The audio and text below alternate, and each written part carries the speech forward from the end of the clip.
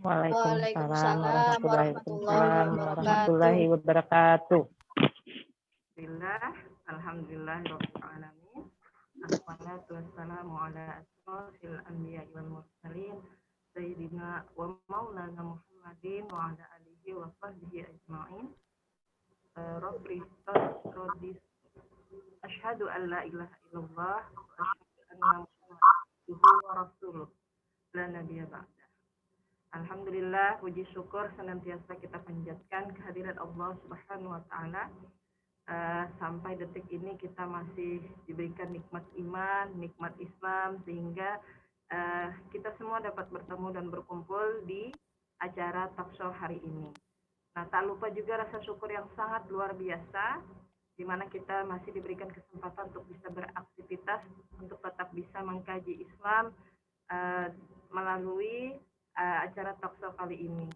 Serta salawat serta salam tidak lupa tercurah kepada Rasulullah Muhammad SAW, para keluarga dan sahabat, serta orang-orang yang senantiasa istiqomah dalam memperjuangkan, mengkaji hukum-hukum Allah, menyebarluaskannya hingga akhir zaman nanti. Sahabat muslimah, bagaimana kabarnya hari ini? Alhamdulillah, Masya Allah. Sehat-sehat ya? Alhamdulillah, sehat. Luar biasa. Nah, Masya Allah, kami mengucapkan terima kasih atas kehadiran sahabat muslimah semua pada acara perdana talk show Jejak Sahabat Muslimah Community, atau bisa disingkat dengan JSC. Pada acara talk show JSC hari ini, saya tentunya tidak sendiri. Saya di sini akan ditemani 3 orang teman saya, yaitu ada Mbak Jitna. Assalamualaikum semuanya. Ada Ummu Mus'ab. Assalamualaikum warahmatullahi wabarakatuh. Waalaikumsalam. Ada Kak Aulia juga nih di sini. Assalamualaikum warahmatullahi wabarakatuh. Waalaikumsalam. Gimana kabarnya semuanya yang bertiga nih? Alhamdulillah, Masya Allah. Masya Allah. Ya, pada talk show hari ini kita akan membahas, tentu sahabat muslimah semua sudah membaca ya dari undangan kita, pembahasan kita terkait tentang kondisi kita saat ini, dari pandemi, vaksin COVID-19 hingga kilas sejarah sahabat. Nah, menarik sekali kan tema kita hari ini. Tapi sebelumnya, sebelum kita buka talk show kita hari ini, marilah kita buka dengan membaca basmalah dulu. Bismillahirrahmanirrahim. Agar kegiatan kita hari ini mendapatkan ridho dari Allah Subhanahu wa taala, marilah kita dengarkan lantunan ayat suci Al-Qur'an yang akan dibacakan oleh Ukhtina Balkis. Kepada Ukhtina Balkis, dipersilahkan. Assalamualaikum warahmatullahi wabarakatuh. Waalaikumsalam warahmatullahi wabarakatuh. A'udzu billahi minasyaitonir rajim. Bismillahirrahmanirrahim. Inna fi khalqis samawati wal ardi wa ikhtilafil laili wan nahari la ayatil liulil albab alladzina yadhkurunallaha qiyaman wa qu'udan wa 'ala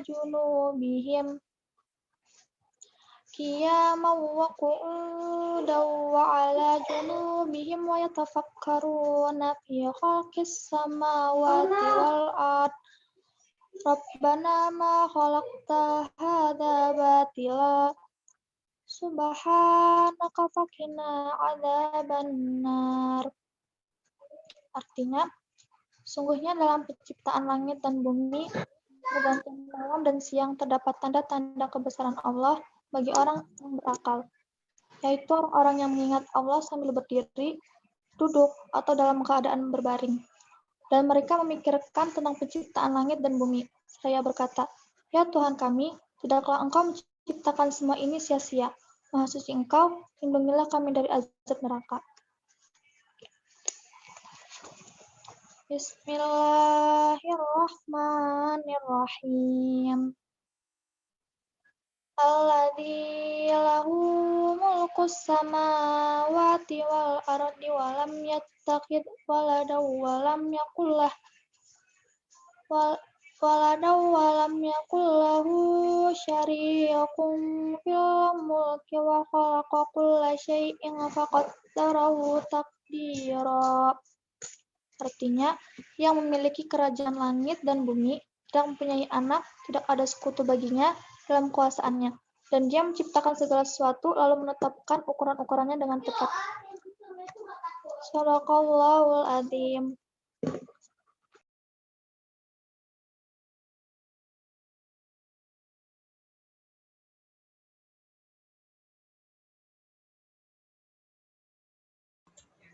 Dimut, Mbak. Bunda itu masih di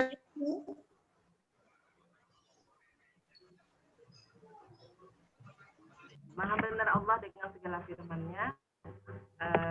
Semoga apa yang dibacakan tadi, kita yang membaca dan yang mendengarkannya pun juga mendapatkan berkah dari Allah Subhanahu wa taala. Nah, sebelum kita masuk pada talk kita hari ini, marilah kita lihat dulu tayangan yang berikut ini.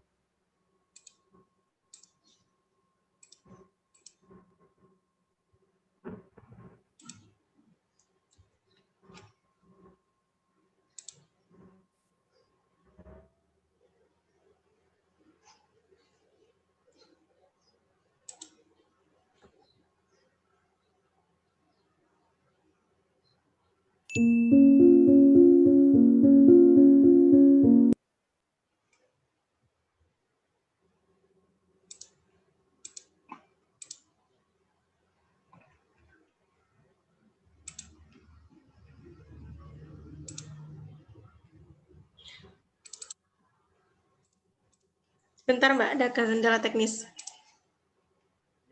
Bentar ya, para sahabat muslimah. Biasa.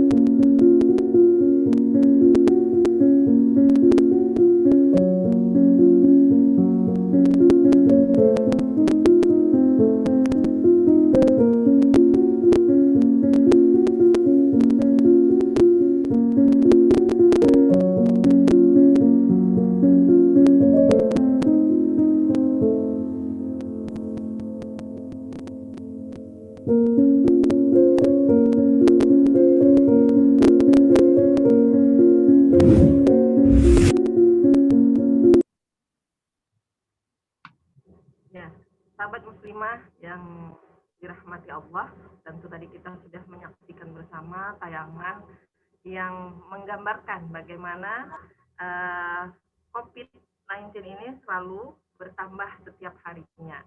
Bahkan pada update data tanggal 23 Januari kemarin, itu dinyatakan bahwa COVID itu bertambah 474 orang, atau kemarin bertambah menjadi 12.191 orang. Itu tadi akumulasi ya yang pertama tadi. Nah, yang sembuh pun juga 791, 59 orang, bahkan yang meninggal pun juga bertambah juga. Nah, ini menunjukkan bagaimana ternyata pandemi saat ini, pandemi itu begitu global ya, COVID-19 ini begitu sangat panjang, seakan-akan memang tidak tahu kita kapan berakhirnya gitu ya, dan belum ada kejelasannya. Nah, vaksin COVID-19 ini pun digadang-gadang akan bisa gitu ya diselesaikan dengan vaksin yang hari ini begitu ramai diperbincangkan di tengah kita. Nah, mungkin langsung saja nih, saya ingin langsung kepada Mbak Jitna nih. Bagaimana pandangan Mbak Jitna terkait meningkatnya kasus COVID-19 ini? Baik, terima kasih atas kesempatannya. Bismillahirrahmanirrahim. Sebelumnya saya akan mengutip firman Allah Subhanahu wa taala. Qala ta'ala fil Qur'anil Karim fi surati Ali Imran. A'udzubillahi minasyaitonir rajim. Bismillahirrahmanirrahim. Inna fi khalqis samawati wal ard wahtilafil laili wan nahar la ayati liulil albab. Inna fi khalqis samawati wal ard, ya sesungguhnya di dalam penciptaan langit dan bumi, wahtilafil laili wan nahar, dan dalam pergantian malam dan siang, la ayati liulil albab, yaitu terdapat ayat-ayat atau tanda-tanda bagi orang yang berakal. Jadi di dalam penciptaan langit dan bumi, di dalam bergantinya siang dan malam, terdapat tanda-tanda bagi orang yang mau berpikir, yang mau memikirkan. Nah, orang yang berakal ini ngapain? Nah, itu dilanjutkan di ayat berikutnya. Alladzina yadhkurunallah. Jadi orang yang berakal ini, mereka mengingat Allah, yaitu dalam keadaan berdiri, duduk, atau dalam keadaan berbaring. Ya, wa yatafakkaruna fi khalqis samawati wal ard. Nah, jadi mereka memikirkan tentang penciptaan langit dan bumi. Ketika seorang muslim, maka dia akan berkata, ya Rabbana ma khalaqta hada batilan. Jadi wahai Tuhan kami, tidaklah Engkau menciptakan semua ini dengan sia-sia. Jadi ketika kita memahami virus COVID-19 ini, pasti akan ada banyak hikmah di dalamnya. Pasti akan ada banyak pelajaran di dalamnya. Kita bayangkan saja, jadi virus yang ukurannya sangat kecil, yaitu dalam tataran 0,1 mikron, jadi yang kita itu tidak bisa melihat dengan mikroskop biasa, ya, apalagi dengan mata telanjang. Nah, karena memang virus yang sekecil ini itu baru bisa dilihat dengan mikroskop khusus, yaitu mikroskop elektron. Jadi virus yang kecil ini mampu melumpuhkan dunia. Jadi dunia yang awalnya, ya kalau kita lihat di kota-kota besar, baik di Indonesia maupun di luar negeri, yang awalnya ramai, yang awalnya hiruk-pikuk, yang awalnya hingar-bingar, itu menjadi sepi. Ya, gara-gara makhluk yang sekecil ini. Ya, ini terjadi di awal-awal pandemi yang lalu, subhanallah.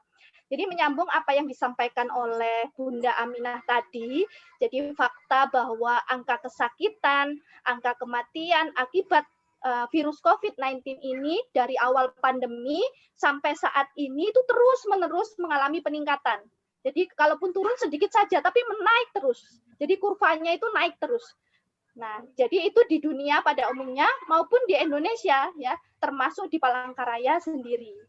Nah, kalau di Palangkaraya data yang terbaru kemarin menuju angka 2000, hampir 2.500-an ya, 2.480 sekian. Nah, kalau di Kalimantan Tengah sendiri itu sudah 11.000 lebih ya, 11.000 hampir 11.300. Nah, kenapa begitu ya? Hal ini bisa terjadi. Nah, saya akan membahas dari sisi pemahaman dasar seorang muslim, yaitu dari sisi qadar. Jadi terus meningkatnya kasus COVID-19 ini berawal dari ketidakpahaman kita terhadap qadar virus. Jadi qadar itu apa? Ya, qadar itu adalah seluruh potensi, seluruh ketetapan yang ditetapkan oleh Allah kepada sesuatu. Jadi sesuatu itu bisa benda, bisa manusia ini ya. Sebagaimana firman Allah dalam surah Al-Furqan ayat 2, wa khalaqa kulla shay'in faqaddaratu taqdiran. Jadi wa khalaqa kulla shay'in. Jadi Allah ini menciptakan segala sesuatu faqaddaratu taqdiran. Jadi dan menetapkan qadar ini dengan serapi-rapinya. Nah, ini adalah pemahaman penting ya yang membedakan antara seorang muslim dengan orang yang non-muslim. Kenapa? Karena fakta yang dilihat itu sama, tetapi di balik semua itulah yang membedakan. Nah, jadi terkait dengan virus COVID-19 ini, kita sebagai seorang muslim itu wajib memahami khodar virus ini. Sehingga nanti kita bisa memprediksikan, kita bisa menentukan langkah-langkah dan tindakan yang tepat untuk mencegah dan menangani virus COVID-19 ini. Nah, tentu tidak sembarang orang bisa melakukan hal tersebut.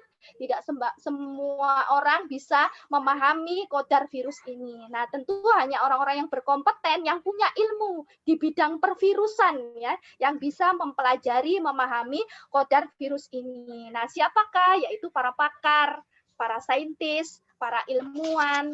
Nah, jika saintis muslim, maka dia harus berbasis bukti.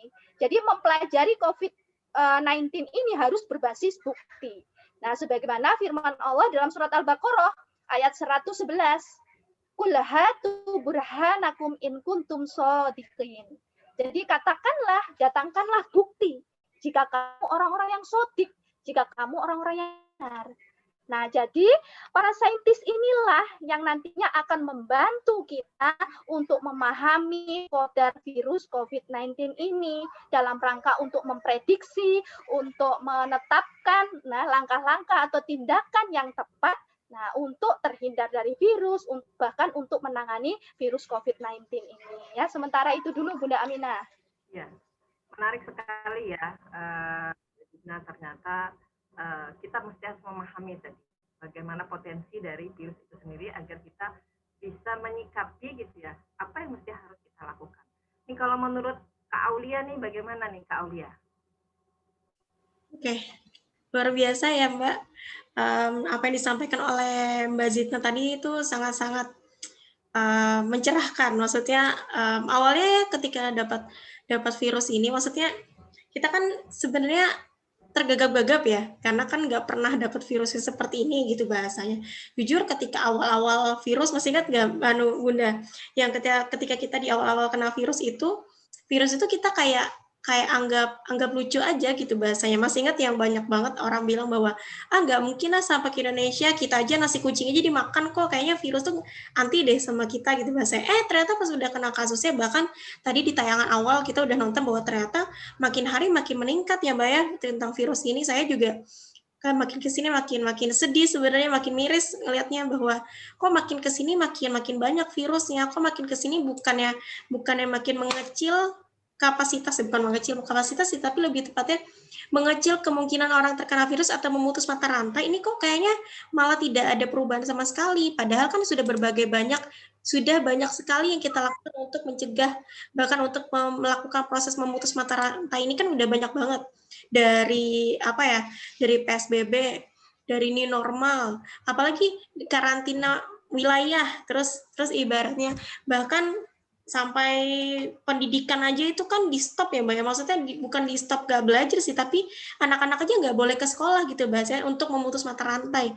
Terus ketika itu masih ingat di awal-awal itu pasar sampai nggak boleh lah jaraknya sekian, dan kita juga udah mengalami bahwa harus menggunakan masker terus-menerus lah, bahkan sekarang itu masker itu kayak jadi pakaian biasa gitu kan, yang dulu kita nggak biasa pakai masker, tapi karena udah saking lamanya virus ini ada, hampir 1 tahun ya, saya nggak nyadar ini apakah perasaan saya ini udah hampir 1 tahun, sedangkan kalau habits itu kan kebiasaan itu kan 3 bulan, nah ini udah lebih dari 3 bulan, ini pantesan kita udah jadi terbiasa pakai masker kemana-mana, udah masker itu bukan jadi sesuatu yang diperintahin, pakai masker enggak, ini udah jadi rutinitas, pokoknya kalau berangkat cari masker, cari kerudung, jadi kayak tambahan pakaian gitu masker itu aja. Nah ini juga membuat saya tuh jadi bingung Mbak, sebenarnya kenapa ini sebenarnya semakin meningkat, padahal kan udah berbagai banyak aspek udah dilakukan, bahkan kebijakan pun juga udah banyak ya sebenarnya diberikan untuk memutus mata rantai ini, tapi kok kayaknya kebijakannya tidak memberikan solusi apapun gitu, bahkan makin meningkat gitu. Masih ingat ya Mbak ya terkait tentang banyak sekali yang dilakukan oleh kebijakan, dan tapi yang terjadi kalau menurut Aulia ya kebijakan tuh kayak plan gitu, maksudnya tidak konsisten gitu kebijakannya, bahwa mungkin kayak misalkan kemarin kita karantina, ini tiba-tiba udah enggak, terus tiba-tiba kita karantina lagi, terus tiba-tiba enggak gitu, kok jadi kayak plan gitu, maksudnya kapan harus PSBB, Ya. kapan yang tidak. Nah, saya jadinya bingung sebenarnya kira-kira kita nih harusnya kayak gimana? Apakah harus ikut yang kayak gimana? Katanya kan bahasanya ya, ini mau diadakan PSBB nih dari sekian sampai sekian. Tapi kok menurut saya ya, kok kayak nggak ada PSBB-nya gitu. Saya berpikirnya orang PSBB itu udah bisa kemana-mana nih segala, tapi enggak kok, kayak biasa-biasa aja gitu. Bahkan masih ingat banyak banget Mbak, kerumunan itu masih ada kok orang yang seperti itu. Tapi kok tidak diberikan kebijakan yang benar-benar ketat gitu bahasanya. Ini juga membuat saya kebingungan sebenarnya dengan apa yang terjadi dengan pandemi ini sebenarnya ada atau tidaknya. Betul seperti kata Mbak Zita tadi bilang, virusnya tuh kecil, dia tuh ada tapi kayak nggak ada, tapi ada gitu bahasanya. Saya juga bingung sebenarnya ini kira-kira gimana gitu Mbak. Itu sih Mbak menurut Aulia. Ya, jadi bingung ya kalau kita melihat kondisi kita saat ini yang virus itu kan memang dia tidak tampak jelas secara kasat mata, kita tidak bisa melihat. Tetapi kita juga tidak bisa menghindari itu ya Mbak Zita ya, karena memang kondisinya dia masih harus dilihat secara alat gitu ya, yang dia tidak bisa begitu saja hilang, tetapi juga perlu ada hal-hal yang mesti harus kita perhatikan. Kalau kebingungan memang kebingungan ya Mbak Aulia ya. Kalau apalagi kalau misalnya tadi PSBB atau apa kan, ini yang kasihan ini adalah pedagang yang akhirnya dibatasi gitu ya pekerjaannya dan sebagainya. Ini gimana Mbak Jit? Baik, terima kasih. Sebenarnya ya kembali ke qadar virus tadi. Jadi hal itu semua terjadi karena ketidakpahaman kita terkait dengan qadar virus ya, ketidakpahaman di masyarakat pada umumnya terkait karena qadar virus. Ini bisa terjadi karena yang pertama ya, adanya disinformasi. Jadi adanya ketidaksampaian informasi yang benar terkait dengan virus COVID-19 ini, ya, terkait dengan qadar 19 ini. Yang kedua, mungkin terlalu banyak hoax ya di tengah masyarakat kita, sehingga masyarakat jadi bingung. Jadi bingung, akhirnya tidak percaya lagi dengan aturan-aturan yang ada di tengah masyarakat. Atau mungkin bisa karena indikasi-indikasi tertentu lain gitu ya, yang menjadikan aturan-aturan yang ada tidak jelas, gonta-ganti, berubah-ubah dan membingungkan. Nah, di masyarakat kita bukan sebuah rahasia yang umum lagi ya, adanya yang namanya krisis kepercayaan, atau bahasa kerennya itu distrust. Jadi bahasa keren ya, itu bahasa apa ya? Jadi adanya distrust ya, adanya krisis kepercayaan di tengah-tengah masyarakat. Nah, kita lihat dari sisi masyarakat, yaitu tadi ya, orang yang membantu kita untuk mempelajari qadar virus, yaitu para alim ya, seorang yang berilmu. Terus yang kedua, publik atau masyarakat itu sendiri. Yang ketiga adalah otoritas ya, tentunya karena ini adalah masalah pandemi, tidak mungkin ini diselesaikan oleh individu atau kita. Jadi butuh peran otoritas ya, yang nantinya akan menetapkan aturan-aturan di tengah masyarakat. Nah, yang pertama ya, seorang alim, seorang yang berilmu. Seorang alim ini bisa pakar ya, seorang pakar atau seorang yang alim ini bisa ilmuwan dan juga bisa ulama. Jadi seorang pakar ini harus berani melakukan amar ma'ruf nahi munkar. Tidak boleh menyembunyikan ilmunya dari masyarakat. Dia harus berkata benar. Tidak boleh menjadi yang namanya pakar bayaran ya, sesuai dengan pesanan yang membayar, tidak boleh. Jadi harus mengatakan apa adanya di tengah-tengah masyarakat. Karena Allah nanti akan bertanya, kamu ini diberi ilmu untuk apa? Untuk menyampaikan kebenaran atau untuk mendukung orang? Begitu. Nah, dalam kasus pandemi COVID-19 ini, kedudukan ilmuwan dengan ulama ini sama. Jadi harus mengatakan resiko-resikonya sesuai dengan qadar virus tadi. Nah, jika virus ini misalnya bisa menular lewat kontak erat, maka harus memberikan informasi yang benar ke tengah-tengah masyarakat. Apa-apa saja yang harus dilakukan. Nah, tentunya kalau kita bicara pandemi ya, seperti tadi pasti akan melibatkan pihak otoritas ya, pihak pembuat aturan di masyarakat. Nah, pihak otoritas inilah nanti yang akan mempunyai wewenang untuk membatasi pergerakan di masyarakat. Jadi pihak otoritas ini memegang peranan yang sangat penting. Nah, dia harusnya mendukung para ulama, mendukung para ilmuwan ya terkait dengan kebenaran virus ini. ya terkait dengan qadar virus ini. Dia akan mencari tahu ya bagaimana kebenaran qadar virus COVID-19 ini. Nah, dia juga akan tanya kepada ulama. Nah, bagaimana caranya sesuai Islam? Jadi hukum fikihnya itu seperti apa? Nah, dan juga kepada masyarakat, dia akan memberikan informasi yang benar. Jadi tidak menyembunyikan informasi-informasi yang penting di tengah masyarakat dan sebagainya. Nah, dengan kondisi yang seperti ini, maka yang namanya rasa saling percaya satu dengan yang lainnya. Karena memang semuanya tujuannya satu, untuk menjaga keselamatan, mementingkan keselamatan dan kemaslahatan masyarakat.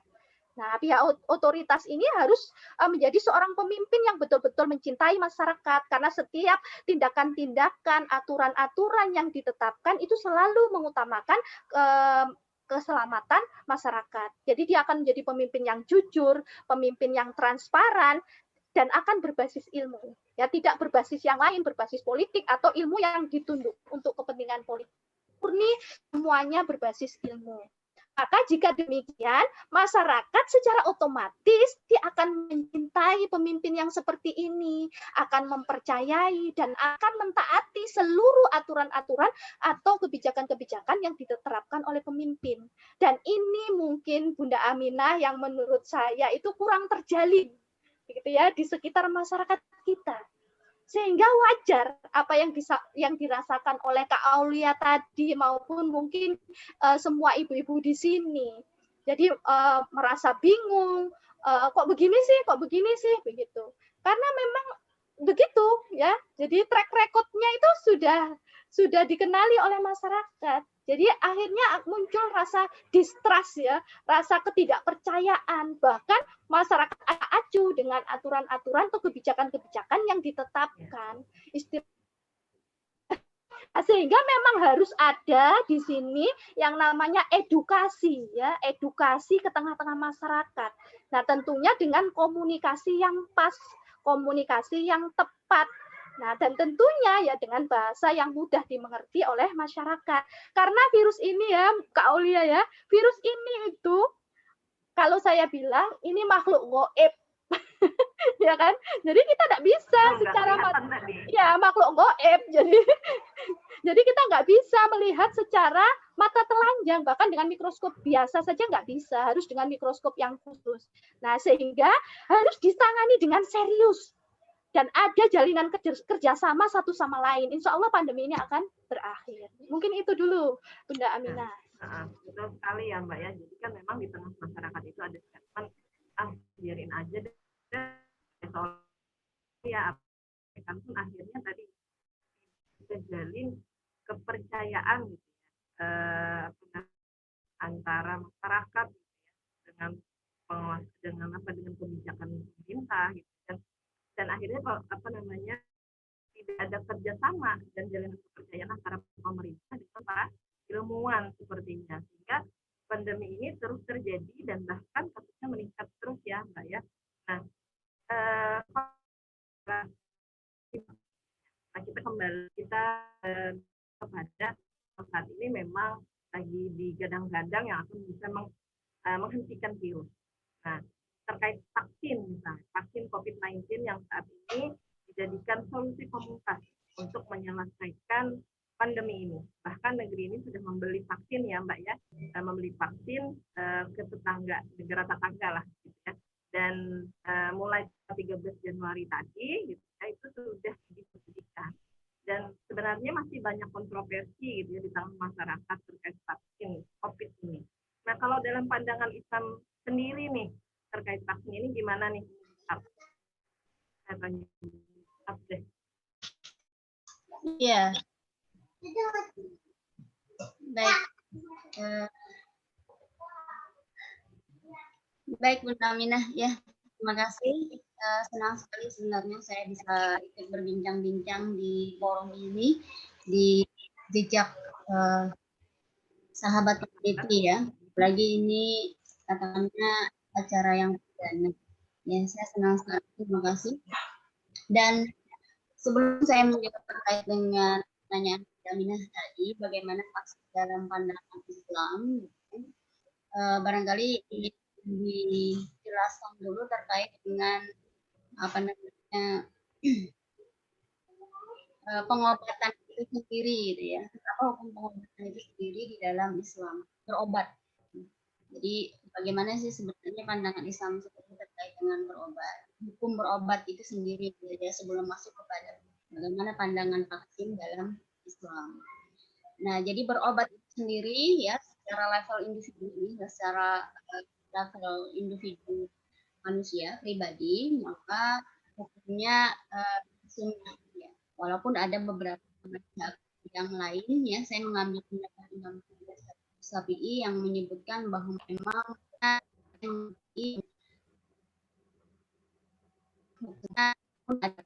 pun ada berobat kita mengatakan boleh ya, ada boleh, tetapi kalau Imam Syafi'i tadi mengatakan dia adalah sunnah, artinya tidak wajib. Nah, pada satu sisi memang ada orang yang karena dia tidak wajib, artinya memang hukumnya sunnah, maka secara level individu memang orang boleh tidak kemudian mencari pengobatan. Misalnya dia bersabar dengan penyakitnya.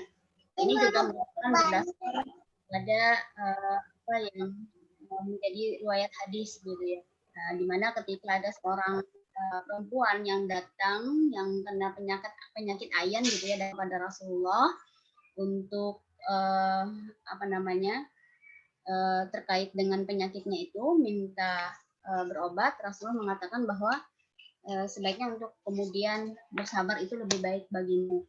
Nah, maka kemudian dia memilih untuk bersabar dan meminta doa untuk supaya ketika penyakit ayannya kedatang auratnya nggak tersingkap. Ini hadis riwayat Bukhari. Nah, artinya memang secara level individu hukum asalnya itu apa namanya mubah gitu ya, sekalipun itu boleh untuk tidak melakukan pengobatan. Nah, mubahnya sendiri itu berdasarkan hadis juga gitu ya, Sunan diuraikan oleh Sunan At-Tirmidzi bahwa wahai hamba Allah gitu ya, yang Rasulullah mengatakan ya untuk memang mendorong berobat ya. Wahai hamba Allah, carilah pengobatan, sesungguhnya Allah tidak menciptakan sebuah penyakit kecuali menciptakan obatnya, kecuali satu ya, penyakitnya itu adalah tua. Nah, jadi memang dorongan untuk berobat itu ada, makanya kemudian para Imam Syafi'i dan para pengikutnya ini lebih kepada menghukumi pengobatan itu dengan mubah gitu ya. Nah, sekarang masuk kepada apa namanya hukum daripada vaksin itu sendiri tadi gitu ya. Nah, kalau berbicara tentang vaksin ya, vaksin itu pengobatan untuk sebenarnya kan vaksinisasi itu adalah cara atau salah satu pengobatan untuk mencegah penyakit. Nah, karena itu sebenarnya hal ini karena dia adalah salah satu pengobatan, maksudnya salah satu cara untuk mengobatan mencegah penyakit, maka dihukumi sama sebagaimana pengobatan yang lainnya untuk vaksin ini. Nah, jadi artinya ya boleh untuk menggunakan kemudian salah satu obat yang katakanlah tadi vaksin. Jadi vaksin itu boleh kemudian digunakan ya, karena berobat itu tadi hukumnya sunnah. Nah, tetapi hukum vaksinasi yang secara syar'i itu adalah boleh dan kemudian sunnah berobat itu termasuk dalam aktivitas berobat tadi gitu ya. Maka hukumnya tadi asalnya sunnah asalkan tadi sebenarnya memenuhi beberapa syarat ya vaksin ini sendiri. Pertama, termasuk sebenarnya pengobatan yang lainnya juga, obat-obat yang lain bukan hanya sekedar vaksin gitu ya. Jadi dengan syarat-syarat yang pertama bahan misalnya dari sisi bahan komposisi dari obat itu termasuk vaksin ini ya, bahan misalnya kita fokus kepada vaksin, maka bahan vaksin ini mengandung zat yang tidak najis atau yang diharamkan seperti misalnya enzim babi ya. Jadi karena terdapat memang larangan secara syar'i untuk berobat dengan zat yang haram atau najis ini, walaupun meski larangan ini adalah larangan yang bersifat makruh misalnya. Jadi bukan larangan yang haram, tetap karena memang nanti kalau lebih luas lagi membahas tentang ini memang ada berbagai pendapat terkait dengan pengobatan dengan bahan yang najis misalnya atau yang haram.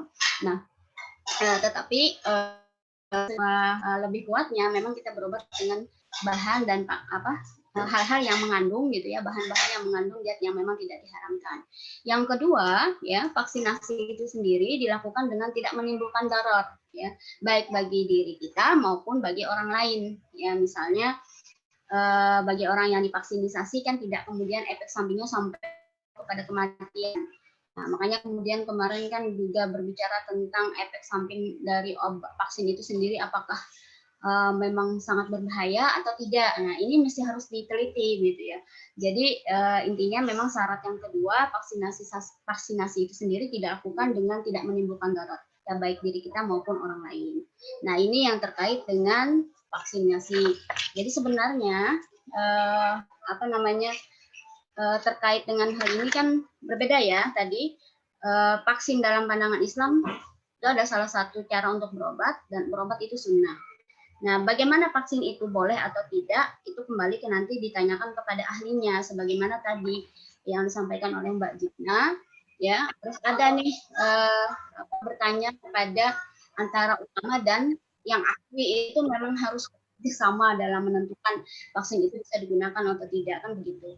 Nah, sebenarnya di dalam Islam itu sendiri terkait dengan vaksinasi itu kan sebenarnya merupakan sesuatu yang tidak asing, dan bahkan vaksin itu sendiri pernah gitu ya, sudah pernah digali, sudah pernah juga kemudian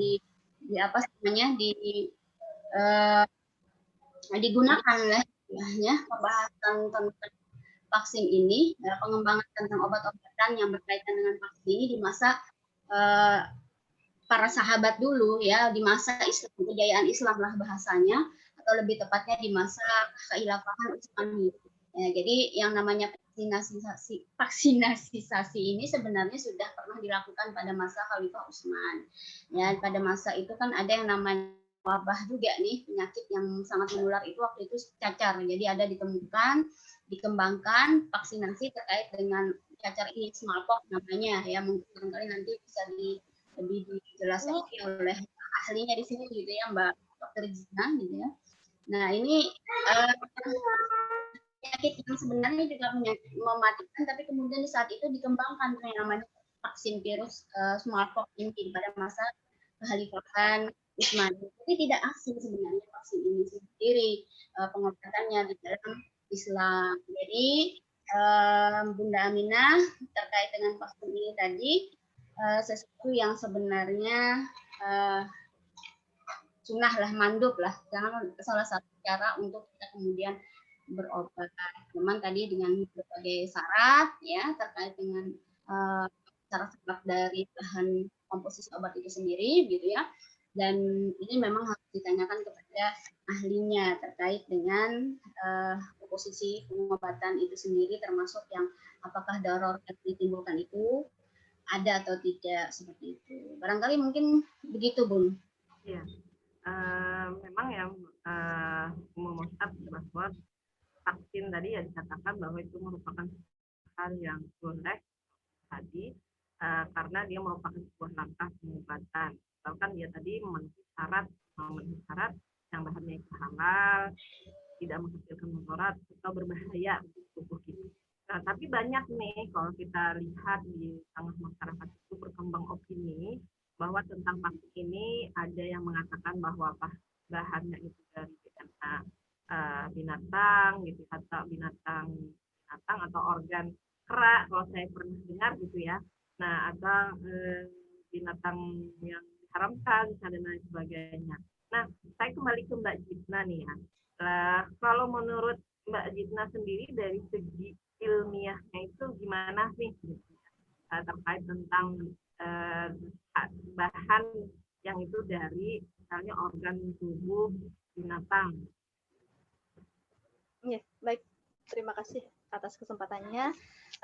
Sebelum menjawab hal itu, saya akan jelaskan sedikit, karena nggak cukup kalau banyak-banyak terkait dengan pemahaman dasar cara kerja vaksin itu sendiri. Jadi tadi ya kita harus mempelajari kodar virus COVID-19 ini. Jadi ciri khas dari virus COVID-19 ini pada ujungnya itu ada yang disebut protein spike. Ditangkap sajalah protein spike namanya. Jadi protein spike ini cocok dengan reseptor pada manusia. Jadi reseptor pada manusia ini namanya protein ACE2. Jadi ketika protein spike pada virus ini ketemu atau berikatan dengan reseptor ACE2 pada manusia, maka pada saat itulah terjadi infeksi. Gitu. Nah, agar tidak terjadi infeksi, maka ikatan antara dua protein ini, yaitu protein spike pada virus dan protein ACE2 pada manusia tadi harus dihambat. Gitu. Nah, caranya dengan menghambatnya yaitu dengan memberikan antibodi atau dengan memicu terbentuknya antibodi. Nah, bagaimana antibodi ini terbentuk? Nah, yang pasti pertama, antibodi akan terbentuk jika terjadi infeksi virus secara alami. Nah, jadi ketika ada infeksi virus, tubuh itu secara otomatis mengeluarkan antibodi sebagai daya tahan tubuh. Nah, tapi kalau secara alami ini resikonya sakit dan bisa jadi kalau punya penyakit bawaan, kalau punya komorbid bisa jadi meninggal dunia. Nah, jadi yang kedua, cara kedua ya untuk memicu terbentuknya antibodi dalam tubuh yaitu melalui vaksinasi. Begitu. Nah, kita pahami bersama ya, insya Allah sudah paham semua bahwa vaksinasi itu berasal dari virus yang dilemahkan. Begitu kan ya. Jadi virus ini, virus utuh ya, virus COVID-19 utuh itu diambil, terus kemudian dirusak beberapa bagian materi genetiknya. Nah, itulah yang nantinya diolah menjadi vaksin. Nah, kemudian disuntikkan pada orang, nah itu nanti bisa memicu terbentuknya antibodi ketika virus itu datang. Nah, ini seperti vaksin Sinovac ya yang akan disuntikan ke penduduk Indonesia. Ini kan vaksin Sinovac ya dari Cina. Jadi seperti itu. Jadi berasal dari virus yang dirusak beberapa materi genetiknya. Begitu.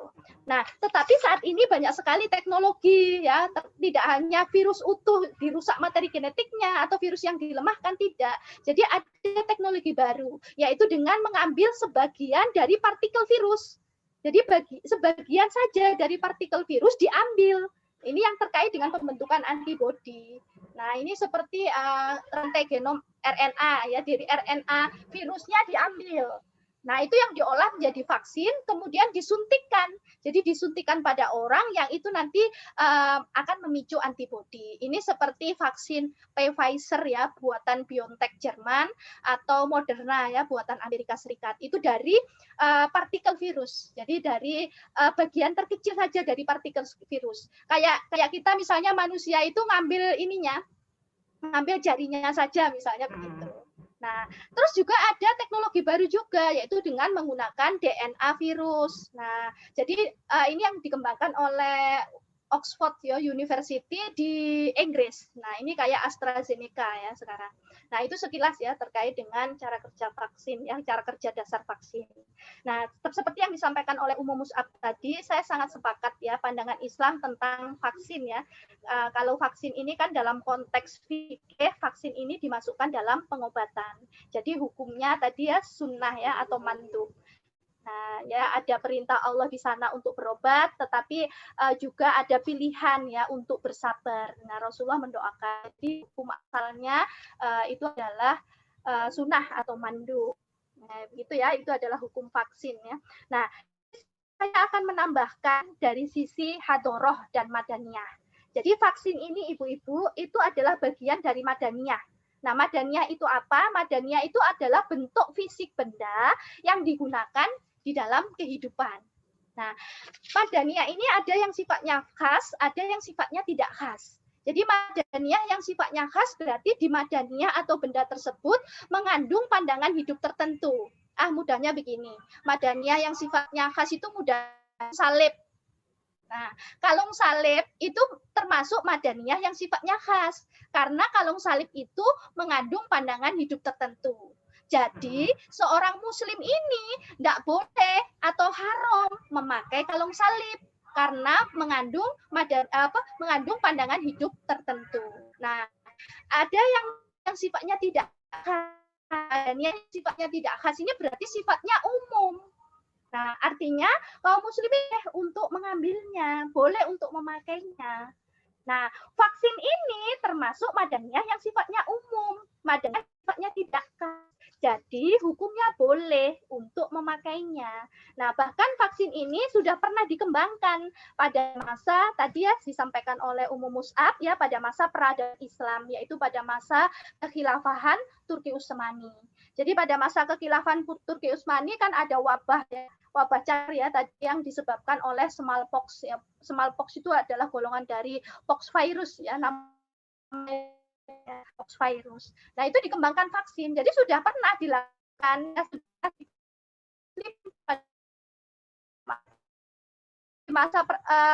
masa peradaban Islam, yaitu pada masa kekhilafan Turki Utsmani juga ada yang namanya posyandu juga pada waktu itu. Punya anak ya, seperti anak-anak kita itu ya. Nah, itu diberikan imunisasi dasar, itu sudah ada. Nah, jadi vaksinasi ini termasuk madaniyah yang sifatnya apa tadi? Yang sifatnya tidak khas, sifatnya umum. Jadi boleh kita untuk memakainya. Tetapi itu harus diteliti dulu. Jadi meskipun boleh, tapi dulu hador tersebut. Nah, misalnya tadi sudah oleh Umum Mus'ab juga. Jadi di dalam vaksin itu tidak boleh ada yang namanya barang atau zat yang haram. Seperti itu. Nah, jadi saya sedikit aja lah cerita terkait dengan proses pembuatan vaksin.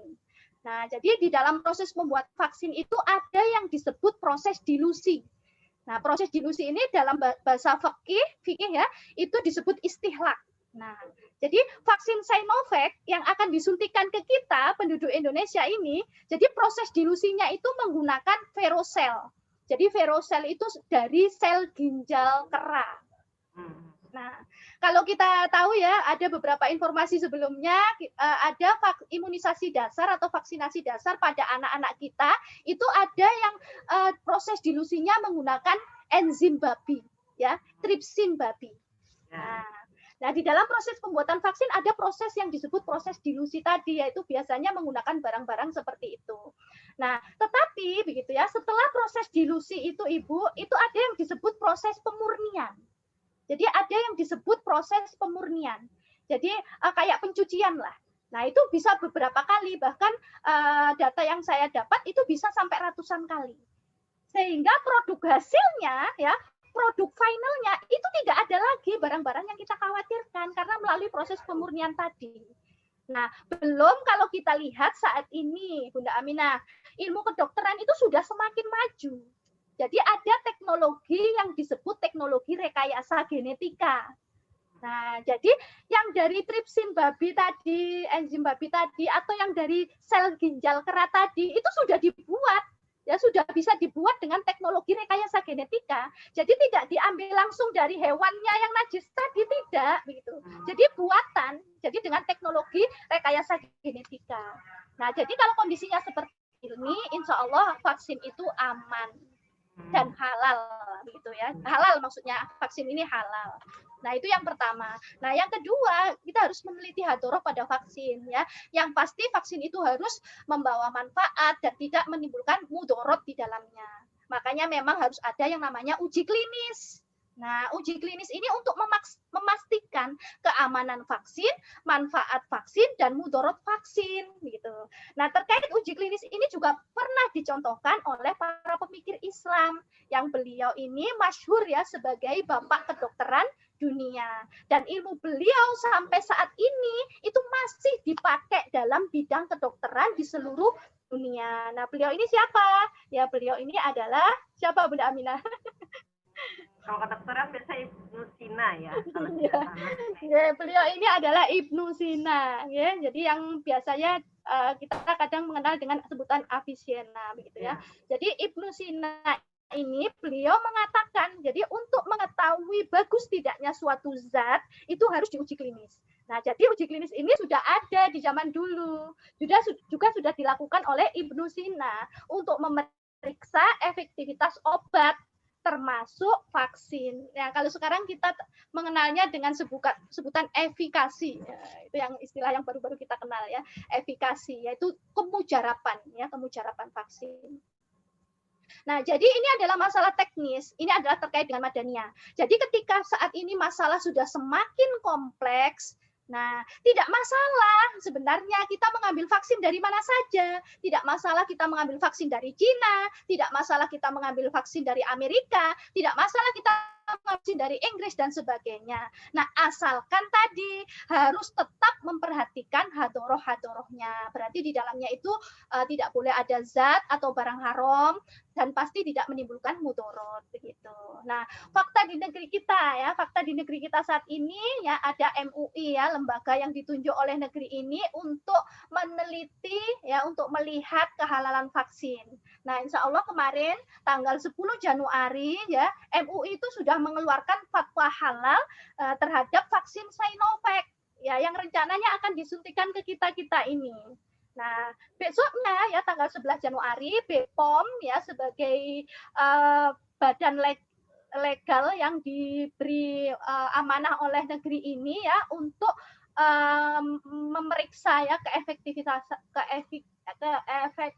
vaksin ya, kemarin sudah melakukan konferensi pers ya tanggal 11 Januari. Jadi vaksin Sinovac ini bisa digunakan karena berdasarkan uji klinis ketiga yang sudah dilakukan menunjukkan tingkat efikasi efikasi vaksin itu 65,3%. Nah, ini sudah bisa digunakan karena memang standar WHO itu minimal 50%. Nah, maka bagaimana sikap kita sebagai seorang muslim? Maka kita tentunya akan kembali kepada hukum-hukum syariat, ya tentunya dengan landasan dalil-dalil dari Al-Quran dan Al-Hadis, dan juga meneladani apa yang dilakukan oleh Rasulullah. Nah, ini minta tambahan sedikit waktu, Bunda. Nah, jadi vaksin ini ya pada hakikatnya ya ini adalah hal penting yang mungkin harus kita ketahui bersama. Jadi vaksin ini pada hakikatnya itu merupakan salah satu tindakan preventif. Jadi salah satu saja tindakan pencegahan. Jadi bukan kuratif ya, bukan pengobatan. Nah, riset yang ada saat ini baru nyampe pada untuk membuktikan efikasi vaksin itu untuk membuat orang punya kekebalan, punya daya tahan tubuh untuk mencegah infeksi virus. Jadi kemampuan vaksin ini untuk memblokade virus COVID-19. Jadi sifatnya itu protein individu. Jadi untuk mencegah orang ini agar tidak sakit. Nah, tetapi kita masih bisa punya potensi untuk menularkan kepada yang lainnya. Seperti dikatakan OTG gitu ya, Mbak ya? Ya, mirip dengan OTG, tidak nampak sakit, gejala sakit, tapi bisa menularkan begitu. Nah, sampai saat ini Bunda itu belum ada riset untuk mencegah vaksin ini untuk mencegah penularan, untuk memutus rantai penularan. Jadi potensi untuk menular itu bisa terus terjadi. Nah, ini yang mungkin perlu kita ketahui bersama. Jadi virus itu ya, virus COVID-19 itu nanti akan menyerang rongga saluran napas atas dan rongga saluran napas bawah. Nah, yang diproteksi oleh vaksin ini itu rongga saluran napas bawah. Nah, supaya nanti ketika ada infeksi tidak timbul gejala sesak napas, supaya tidak timbul henti napas, akhirnya mengakibatkan kematian.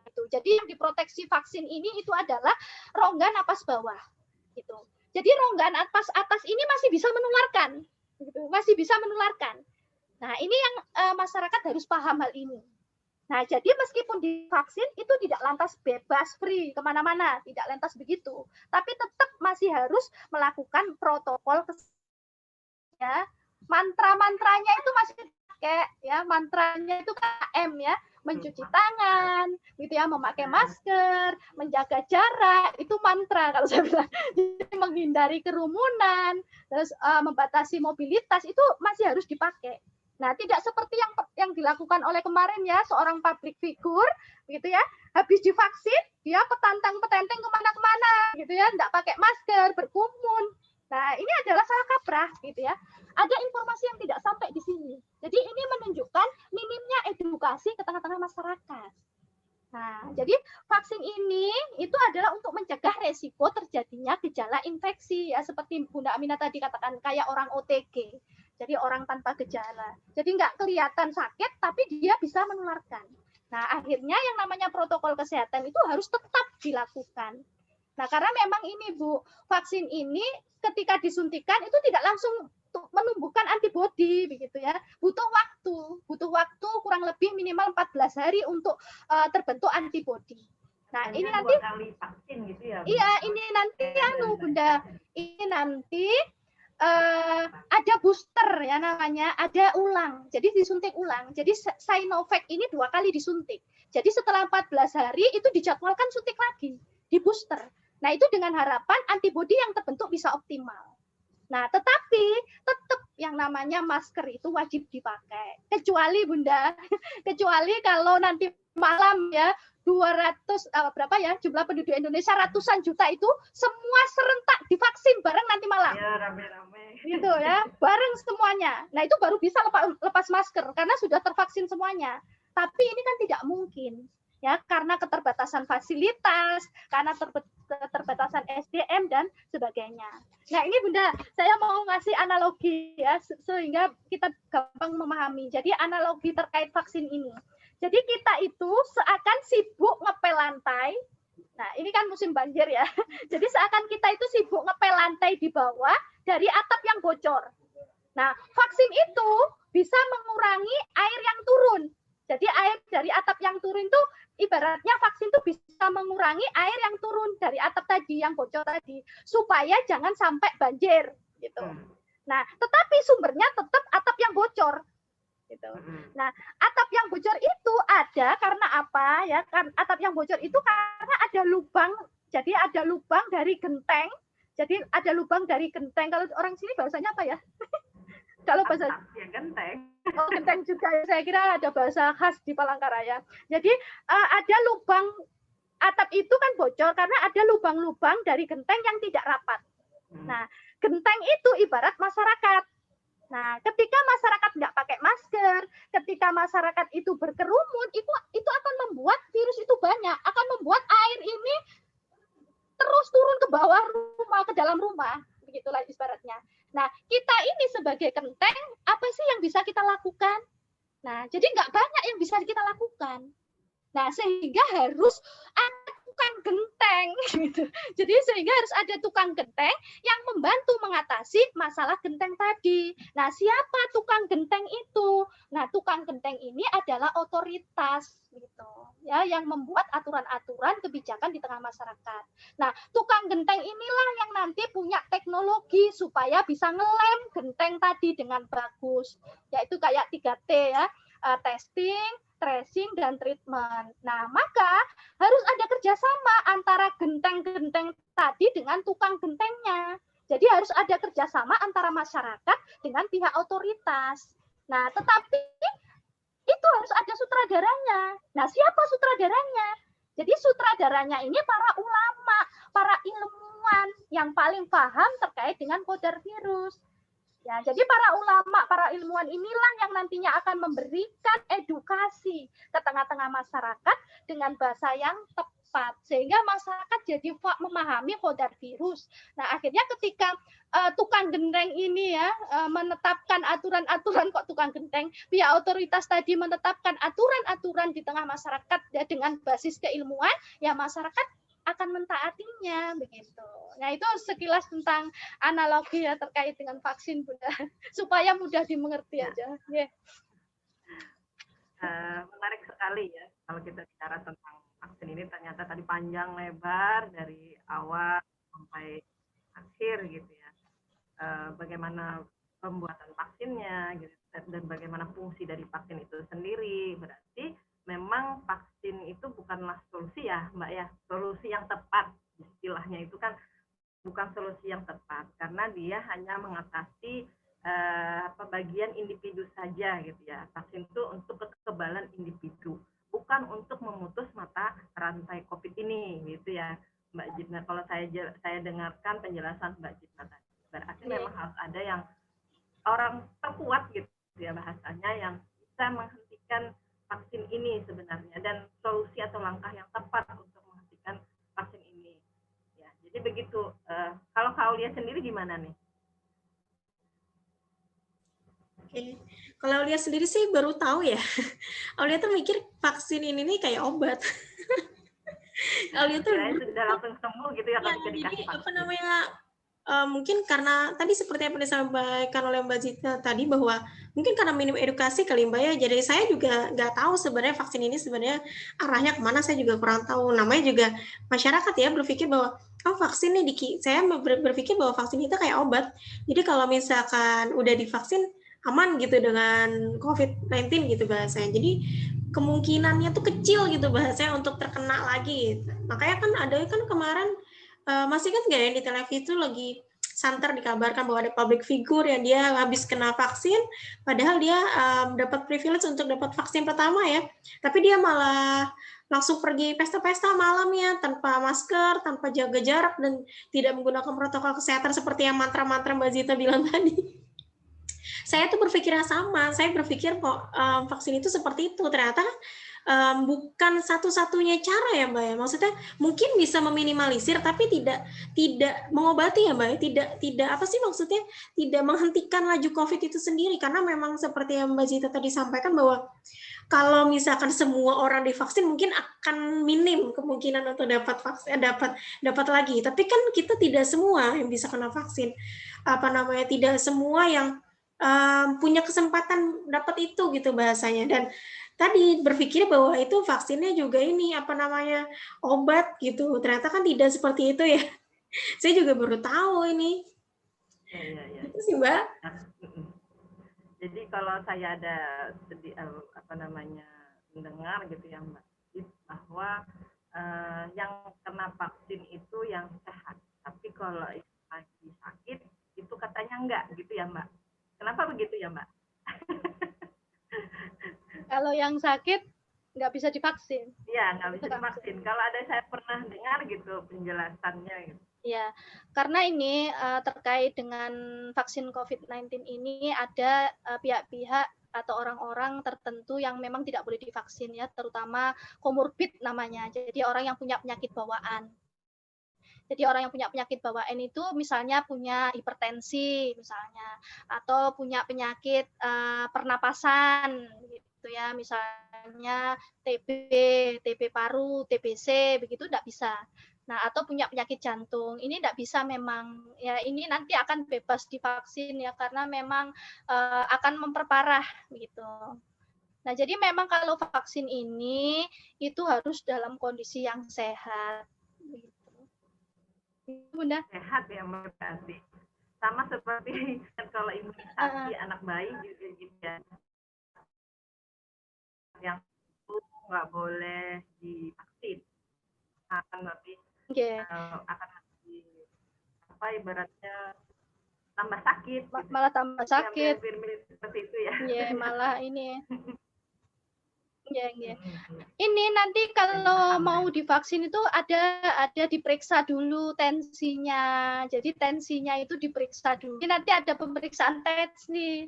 Ya, ditensi dulu sebelum divaksin. Jadi ketika misalnya tensinya tinggi atau mungkin kalau yang punya penyakit bawaan lain itu harus menunjukkan bukti ya dia sakit apa begitu, nanti enggak bisa divaksin kalau ada dia orang-orang yang seperti ini. Kasian dong Mbak berarti. Padahal dia yang sakit gitu ya, mestinya harus harus penyebalan yang harus. Iya. Tapi kan tadi ya kembali ke bahwa vaksin itu kan hanya salah satu tindakan preventif saja. Gitu ya. Jadi banyak tindakan-tindakan yang lain. Tadi kembali hanya salah satu. Yeah. Jadi memang ya harus mencari solusi yang tepat lah. Nah, jadi saya tertarik nih karena kita ceritanya nih ya dalam talkshow ini melihat bagaimana kilas sejarah sahabat. Jadi saya ingin bahasanya itu ingin tahu nih kepada Ummu Mus'ab, apakah memang ada kisah bagaimana Rasul dan para sahabat ini yang bisa kita jadikan teladan dengan kondisi kita saat ini. Iya. Ya. Iya, baik Bunda, terima kasih. Ya, jadi karena kita memang di forum bijak sahabat ya. Jadi kita harus melihat bagaimana sih sebenarnya apakah di dalam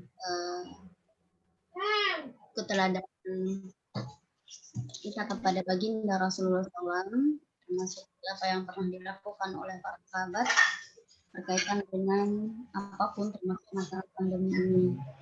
Nah, sebelumnya saya ingin katakan bahwa berbicara tentang vaksinisasi tadi ya kan dilakukan untuk sebenarnya dikatakan tadi memang oleh Mbak Gitna kan untuk memunculkan yang namanya herd immunity atau kekebalan kelompok terhadap yang namanya virus ya, baik itu saat ini virus corona. Nah, sebenarnya untuk mencapai target herd immunity ini kan katakanlah saya mengambil apa yang disampaikan oleh seorang pakar epidemiologi ya, Bapak Budiman ya, Diki Budiman, beliau mengatakan bahwa pemahaman di tengah masyarakat memang ada kekeliruan gitu di tengah masyarakat mengira bahwa adanya vaksin ini maka semua akan selesai. Ini tadi ada seorang public figure yang dikatakan oleh Mbak tadi gitu ya, terkait dengan bahwa ketika sudah divaksin dia petenteng-petenteng dengan nyamannya begitu. Karena memang tadi mengira dengan adanya vaksin semua akan selesai. Padahal vaksin itu bukan solusi yang ajaib ya. Beliau mengatakan, Pak Diki ini mengatakan hanya salah satu cara untuk membangun kekebalan individu dan perlindungan masyarakat. Nah, berdasarkan data sejarah juga sebenarnya sejauh ini kan terkait dengan adanya pandemi apapun sebenarnya itu tidak begitu saja selesai dengan adanya vaksin. Itu selesainya sangat lama gitu ya.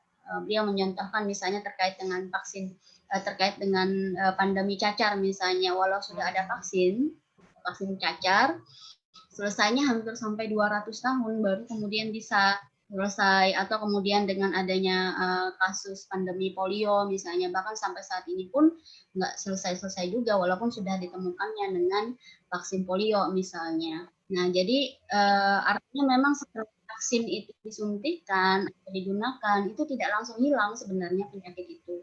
Ya perlu bertahun-tahun mencapai yang namanya kekebalan tadi. Nah, jadi kalau bagaimana sebenarnya kemudian pandangan Islam menjawab persoalan ini agar tidak berkepanjangan? Tadi kan dikatakan sudah berlarut-larut kalau kita di Indonesia saja kalau masalah virus pandemi corona ini sudah berbulan-bulan gitu ya, sudah sepanjang tahun 2020 kemarin kita kayaknya udah pandemi ini melanda kita gitu ya, berkepanjangan istilahnya. Nah, Islam sebagai pedoman hidup manusia secara menyeluruh ya, sempurnanya Islam itu dia memiliki sebenarnya solusi untuk masalah seluruh kehidupan sebenarnya, termasuk masalah pandemi ini. Jadi dia berbicara kan Islam itu tidak hanya masalah ibadah mahdoh saja, tetapi juga kemudian masalah apapun, termasuk masalah pandemi penyakit menular seperti ini gitu ya. Islam memberikan jalan keluar. Karena kita kan faktanya memang ini ditanyakan kepada ahlinya, memang ini ada penyakit menular. Nah, ini kan menular ya, dan penularannya itu cepat. Itu menurut ahli gitu ya. Nah, kalau terkait dengan hal ini kan sebenarnya di dalam Islam itu memberikan jalan keluar yang luar biasa. Setidaknya ada 2 gitu ya untuk mengatasi yang namanya penyakit menular ini. Jadi penyakit itu kan memang ada yang menular, ada yang tidak. Jadi kalau menular ini kalau berkaitan dengan hadisnya itu kan dikatakan bahwa menghadapi masalah yang menular ini ya, hadis riwayat yang disampaikan oleh hadis riwayat Bukhari itu mengatakan bahwa larilah dari si ketika penyakit harus lari, harus menghindar gitu, harus menghindar. Begitu juga hadis yang diriwayatkan oleh Bukhari Muslim yang mengatakan janganlah unta yang sehat itu dicampur dengan unta yang sakit gitu ya. Nah, ini hadis yang menyatakan bahwa memang harus ada pemisahan nih, jangan dicampur antara yang sakit dengan yang sehat. Ini kalau kita berbicara tentang penyakit menular. Jadi sejak awal sebenarnya sebelum sebuah penyakit itu mewabah ya dan menyebar tidak terkendali seperti saat ini misalnya, maka Islam mengajarkan untuk yang namanya melakukan tindakan karantina yang pertama, atau bahasanya itu lockdown, penguncian ya, penguncian apa sih namanya lockdown itu? Penguncian total gitu ya, penguncian total. Atau ya tadi karantina wilayah, daerah, lockdown wilayah, begitu. Nah, dan ini pernah dilakukan oleh Rasulullah SAW sendiri di zaman Rasulullah itu ternyata memang sudah ada yang namanya taun ini ya. Taun itu kan sejenis wabah penyakit.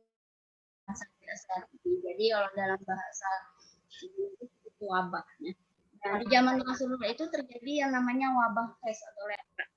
Nah, Rasulullah menghadapi lepra jadi kemudian Rasulullah melarang gitu ya, melarang masyarakat itu untuk memasuki daerah yang dia terkena wabah ya, apakah itu lepra itu saat itu. Nah, Rasulullah mengatakan bahwa jika kalian mendengar tentang wabah-wabah di suatu negeri, maka janganlah kalian memasukinya. Tetapi jika terjadi wabah di suatu tempat kalian berada, maka janganlah kalian meninggalkan tempat itu. Gitu. Nah, ini kan sejalan tuh lungkuran dengan hadis yang tadi yang mengatakan bahwa larilah kamu kalau kemudian mendengar suatu penyakit untuk lari sebagaimana lari singa, termasuk memisahkan unta yang sehat dengan unta yang sakit. Artinya yang sakit itu jangan keluar, yang sehat itu jangan masuk ke wilayah itu gitu ya. Nah, ini memang sesuatu yang memang harus dilakukan, dan bahkan Rasulullah saat itu pada masa itu sampai membuat tembok ya, membuat semacam tembok yang besar di sekitar yang terjangkit wabah lepra kala itu, dan menjanjikan mereka ya, makanya yang kena penyakit itu kan nggak boleh keluar gitu untuk menyebarkan penyakit, karena pada dasarnya nggak boleh mengakibatkan darar kepada orang lain gitu ya. Makanya dia tidak boleh keluar, tetapi kemudian Rasulullah menjanjikan bagi yang berada di wilayah itu untuk tetap bersabar dengan penyakitnya ya, walaupun nanti juga ada tindakan-tindakan dari negara untuk mengatasi hal itu, tetapi bagi yang sudah berada di wilayah yang kena wilayah wabah itu tidak boleh kemudian keluar, ya masih harus bersabar tinggal di sana, tentu dengan pahala yang luar biasa. Bahkan kalau kemudian dia wafat dengan penyakitnya itu, Rasulullah sampai menjanjikan meninggalnya itu kayak syahid gitu ya. Nah, sebagaimana hadis riwayat itu mengatakan kematian karena wabah adalah surga bagi tiap muslim yang meninggal karenanya. Nah, jadi insya Allah kan bagian yang masuk dalam meninggalnya itu syahid gitu. Nah, ini yang masih harus dipahami, karena yang paling harus dipahami oleh kaum muslimin, yang pertama memang penyakit itu qadarullah, dia berasal dari Allah gitu ya. Penyakit itu berasal dari Allah, kesembuhan itu juga berasal dari Allah Subhanahu wa taala dengan berbagai hal dan tadi ya, penguncian total terhadap orang kena penyakit ini, artinya baik. Dan itu harus dilakukan, memang tidak boleh kemudian meninggalkan darar bagi dirinya maupun orang lain. Jadi jangan sampai memang kita merasa sehat lalu kemudian petenteng-petenteng tadi, karena itu bagian dari darar. Nah, yang kedua, Islam juga tidak kemudian membiarkan sebenarnya ya, membiarkan misalnya orang yang itu misalnya yang terkena penyakit tadi ya, itu dengan begitu saja. Ada tindakan sebenarnya di dalam Islam itu memberikan panduan senantiasa dilakukan. Kalau bahasa kita saat ini ada 3T ya, testing, tracing, dan treatment. Ada pemeriksaan, kemudian pelacakan penyakit itu, dan pengobatan. Dan itu harus dilakukan peran negara nih. Kalau tadi saya katakan di awal ya, hukum daripada berobat itu adalah sunnah secara level individu. Jadi boleh sunnah, boleh dia tidak kemudian mengambil pengobatan itu, tetapi secara level negara, kalau itu memang sangat membahayakan bagi masyarakat secara umum, maka level negara itu justru mewajibkan. Wajib berobat itu, artinya memang negara nanti akan memberikan sesuatu untuk pengobatan itu sendiri. Jadi tidak dibiarkan juga untuk wilayah yang terkena penyakit itu begitu saja gitu dengan kesabaran yang diberikan. Tapi memang harus ada tindakan tadi, termasuk treatment tadi, pemeriksaan, testing ya, kemudian tracing dan treatment ya, pemeriksaan, pelacakan apa sih sebenarnya penyebab hal ini, kemudian mencarikan solusi pengobatannya gitu. Nah, termasuk juga 3M atau 5M, sekarang katanya 5M tadi ya Mbak Gitna. Ya, Jadi sekarang ada 5M, rumus 5M. mencuci tangan, memakai masker, menjaga jarak, apalagi menghindari kerumunan, menghindari kerumunan, membatasi mobilitas. nah membatasi mobilitas. Jadi ada tambahan 5M itu juga sebenarnya bagian dari sesuatu yang memang dianjurkan di dalam Islam. Jadi dua hal ini. Nah, ini itu yang dilakukan. Dan kalau kita menilik lebih jauh lagi, ternyata hal ini bukan hanya pada zaman Rasulullah, bahkan pada zaman sahabat sendiri juga pernah dilakukan. Jadi wabah ini juga melanda pada masa Umar bin Khattab, ya, pada masa Khalifah, ya, Amirul Mukminin Sayyidina Umar bin Khattab, itu juga kemudian ada yang namanya taun ini, ya, wabah ini. Pada masa itu kan diserang penyakit wabah penyakit menular juga, ya, kalau tidak salah itu kolera, ya, pada masa Umar itu di Syam kala itu. Jadi Umar bin Khattab ini melakukan perjalanan dengan para sahabat itu ke negeri Syam, kayak semacam perjalanan inilah kenegaraan gitu. Nah, ternyata di tengah perjalanan beliau mendengar kabar bahwa di Syam kala itu telah dilanda wabah, ya, wabah kolera kala itu. Nah, lalu kemudian Umar dan para sahabat ini berhenti di tengah jalan. Umar kemudian minta pendapat para sahabat, apa yang harus dilakukan, apakah terus masuk pada wilayah itu atau kembali ke Madinah. Dan para sahabat mengungkapkan pendapatnya, ya, sampai kemudian beliau mendengarkan pendapat Abdurrahman bin Auf yang mengatakan pernah Rasulullah bersabda, sebagaimana sabda yang saya sampaikan tadi, bahwa tidak boleh memasuki wilayah yang terkena penyakit, dan yang terkena penyakit itu juga harus keluar dari tidak boleh keluar dari wilayah itu. Nah, dengan mendengar ini, maka Umar pun kemudian mengurungkan niat untuk masuk ke wilayah Syam itu, lalu balik ke Madinah. Dan itu dengan tindakan-tindakan yang berikutnya dilakukan oleh seorang pemimpin itu seperti apa untuk mengatasi wabah tersebut. Nah, jadi itu yang pernah dilakukan sebenarnya, yang dilakukan oleh Rasulullah dan para sahabat dalam mengatasi wabah ini, gitu ya. Dan ini sebenarnya sesuatu yang sangat ampuh gitu pada dasarnya kalau kemudian kita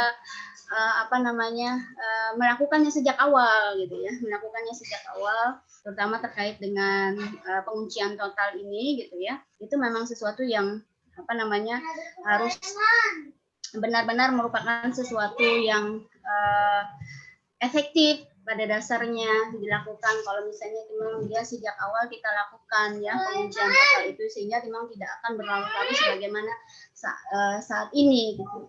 Nah, sedangkan yang terkait dengan vaksin tadi gitu ya, sebagaimana dikatakan Mbak Gitna tadi, kan tindakan preventif, ya, pencegahan, artinya bukan solusi yang mengakar gitu ya terkait dengan masalah pandemi ini gitu. Nah, seandainya nih dari sejak awal penguasa kita, ya, misalnya kita melakukan apa yang diajarkan oleh Islam dalam menangani persoalan wabah dan pandemi ini, maka insya Allah sebenarnya tidak akan kita temukan persoalan ini berlaut hingga sekarang gitu ya. Seandainya nih di bulan kemarin kita kemudian mendengar wabah itu di Wuhan kala itu, ya, bulan Februari atau Maret tahun lalu. Ya, nah, sejak saat itu misalnya kita mendengar hal itu kan itu mesti harus langsung nih melakukan apa yang dilakukan oleh Rasulullah dan para sahabat, mengunci total orang masuk ke wilayah Indonesia gitu, maka tidak akan kemudian terjadi, atau misalnya kita menemukan ternyata ada 1-2 orang kala itu di Indonesia itu langsung di karantina mereka gitu ya, insya Allah kan tidak akan tersebar seperti ini gitu ya. Nah, sekarang kan sayang tidak kemudian melakukan hal itu gitu. Nah, ini masih harus menjadi renungan sebenarnya bagi kita atas kesalahan-kesalahan ini, supaya kemudian tidak akan terjadi seperti itu lagi gitu. Dan memang saat ini kan memang sudah mau kemana-mana gitu ya, di mana-mana ada gitu saat ini. Nah, tetapi tadi untuk supaya tidak terjadinya darar di kehidupan masyarakat untuk lebih berkepanjangan tadi, maka tindakan-tindakan lain itu tetap harus dilakukan, protokol kesehatan itu juga tetap harus dilakukan untuk supaya kemudian itu tidak berkepanjangan seperti saat ini. Nah, jadi marilah kita sebenarnya kemudian saya mengajak renungan bagi kita semua untuk kembali kepada tatanan aturan ilahi supaya memang kita terhindar dari hal-hal yang tidak diinginkan ini ya. Barangkali demikian Bunda Aminah. Mohon maaf kalau kepanjangan ya. Iya. Ini saya boleh nggak ini meminta waktunya sebentar ya untuk menambahkan aja. Ya, silahkan Mbak. Jadi saya sangat sepakat yang disampaikan oleh Ummu Mus'ab tadi bahwa lockdown ya sebutannya lockdown total atau penguncian total itu adalah satu-satunya solusi efektif ya untuk mengatasi pandemi dan itu sudah terbukti ya, sudah terbukti manjur ya. Jadi pandemi itu segera berakhir. Nah, jadi saya di sini mau menambahkan terkait perbedaan ya antara program vaksin yang saat ini dijadikan kalau Bunda Aminah bilangnya digadang-gadang gitu ya. Yang saat ini vaksin itu dijadikan solusi pamungkas ya untuk atasi pandemi dengan tindakan non farmasi ya termasuk lockdown tadi, terus protokol kesehatan dan sebagainya sehingga kita bisa yakin betul mana sih sebenarnya yang merupakan solusi efektif untuk atasi pandemi ini. Nah, kalau vaksinasi itu tidak bisa dilakukan segera ya karena memang butuh waktu Bunda. Jadi butuh waktu untuk riset menemukan vaksin, butuh waktu untuk menguji kehalalan, menguji keamanan dan menguji keefektifan dari vaksin itu sendiri. Jadi buat vaksin itu tidak mudah loh. Jadi untuk dapat vaksin yang aman dan mujarab yaitu dengan tingkat efikasi yang tinggi itu dibutuhkan waktu kalau normalnya ya waktunya itu kurang lebih 1 dekade. Jadi 1 dekade itu kurang lebih 10 tahun. Oh, kita ini baru sebentar ini sudah keluar. Kita ini setahun aja begitu ya. Nah, karena memang saat ini kan kondisi pandemi Bunda, kondisi darurat. Ada kebolehan yaitu yang dibolehkan oleh lembaga otoritas kesehatan dunia yaitu WHO. Jadi boleh menciptakan vaksin dengan cepat. Nah, tetapi memang harus mengantongi yang namanya EUA. Ya, jadi Emergency Use Authorization. Jadi pemberian vaksin dalam kondisi darurat. Jadi harus mengantongi itu. Jadi yang mengantongi itu harus memenuhi syarat-syarat yang ditetapkan. Jadi tingkat efikasinya itu harus memenuhi syarat, keamanannya, kehalalannya itu harus memenuhi syarat. Nah, coba kita bayangkan 1 tahun ini ya, ini kan baru ditemukan vaksin kurang lebih 1 tahun. Nah, sudah berapa banyak gitu ya angka kesakitan, sudah berapa ribu bahkan beratus ribu ya nyawa yang melayang. Begitu ya, banyak tenaga kesehatan yang melayang nyawanya padahal untuk jadi dokter itu butuh waktu yang lama. Jadi untuk mencetak dokter-dokter itu butuh kuliah yang lama begitu. Ini sudah berapa nyawa ya tenaga kesehatan yang melayang, belum ulama-ulama kita dan sebagainya. Banyak gitu. Nah, jadi yang kedua ya saat ini pun tadi ya masih belum ada bukti ilmiah bahwa vaksin ini berkhasiat untuk mencegah penularan, mencegah penyebaran virus. Jadi vaksin ini tidak bisa yang namanya memutus rantai penularan virus. Sampai hari ini belum ada bukti ilmiah terkait hal itu. Yang ada tadi ya vaksin ini hanya bisa mencegah orang agar tidak sakit saja, tapi masih punya potensi untuk menularkan ke yang lainnya. Nah, yang ketiga tentu vaksinasi ini butuh biaya yang besar gitu. Nah, itu dari vaksinasi. Nah, kita bandingkan dengan tindakan non-farmasi seperti yang disampaikan oleh Ummu Mus'ab dan dicontohkan oleh Rasulullah ya terkait dengan lockdown, penguncian, ditambah dengan protokol kesehatan dan mantra-mantra tadi ya, 5M, 3T dan lain-lain tadi gitu ya. Nah, data yang saya dapat gitu ya bahwa lockdown itu mampu mencegah kasus ekspor impor virus hingga 81%. Itu dengan lockdown dan mampu mencegah kemunculan kasus baru hingga 71%. Itu hanya lockdown saja loh. Itu hanya lockdown saja. Belum kalau ditambah social distancing, belum kalau ditambah karantina, belum kalau ditambah mantra-mantra tadi ya 5M 5M ya, mencuci tangan, memakai masker, menjaga jarak sampai apalan ya, menghindari kerumunan, membatasi mobilitas dan juga dimasifkan testing, tracing, treatment dan sebagainya. Jika semuanya digabungkan ya, insya Allah persoalan pandemi ini akan bisa diatasi lebih dini. Insya Allah seperti itu. Nah, tentunya ini kan bukan pandemi lokal kan Bunda, ini sudah pandemi global ya, ini sudah internasional. Nah, pasti dibutuhkan yang namanya satu komando kepemimpinan global untuk melakukan sinkronisasi tindakan antara negeri satu dengan negeri yang lainnya. Jadi butuh yang namanya satu komando. Ya, jadi nggak bisa masing-masing itu sendiri, jadi butuh yang namanya satu komando kepemimpinan global yang nantinya bisa mensinkronisasi tindakan antara negeri satu dengan negeri yang lain. Jadi kalau kita bicara pemberantasan virus, harapannya sebenarnya bukan di vaksinasi, ya, tetapi pada tindakan non farmasi yang sebenarnya itu jauh lebih simpel kalau menurut saya, jauh lebih sederhana. Dan ini pun juga pernah terbukti ya berhasil efektif mengatasi pandemi seperti yang dicontohkan oleh Rasulullah dan beberapa kisah para sahabat. Nah, meskipun begitu ya, bukan berarti vaksin ini tidak berguna, bukan berarti begitu. Tetap vaksin ini tetap bisa berguna. Minimal gunanya itu untuk mengurangi beban fasilitas kesehatan. Kita sakit pada waktu yang bersamaan bergerombol ke fasilitas kesehatan. Nah, pasti akan kelimpungan, akan menambah beban fasilitas kesehatan, akan kelimpungan tenaga kesehatan kita. Kayak kasus yang dulu ya, yang pada awal di Cina dulu, nah di Wuhan dulu kan di rumah sakit berdesakan semuanya. Bahkan nggak sampai diperiksa itu sudah ada yang berkelimpangan. Jadi antri itu sudah ada yang berkelimpangan. Nah, jadi vaksin ini minimal berguna untuk mengurangi beban fasilitas kesehatan, ya meminimalisir saja untuk meminimalisir beban tadi. Nah, tetapi yang pasti yang namanya protokol kesehatan, ya mantra-mantra tadi itu harus tetap disiplin dilakukan. Mungkin itu Bunda. Ya.